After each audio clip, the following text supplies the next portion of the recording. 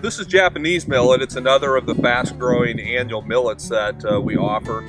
The thing that makes Japanese millet very unique amongst all the millets is its ability to tolerate water-saturated soils. In fact, some people even call it duck millet because it's often used by duck hunters on the edges of marshes and ponds and stuff. So if you're looking for a fast-growing millet that will tolerate wet soil, Japanese millet is a good choice. You can see it's forming seed heads.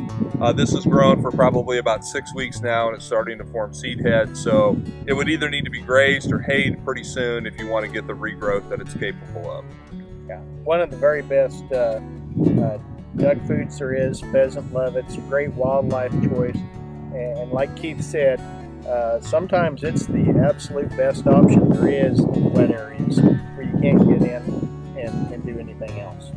And if you don't have the wet areas, you're probably better off with a German or a brown top millet. Seed's a little cheaper if you don't need the water tolerance to it.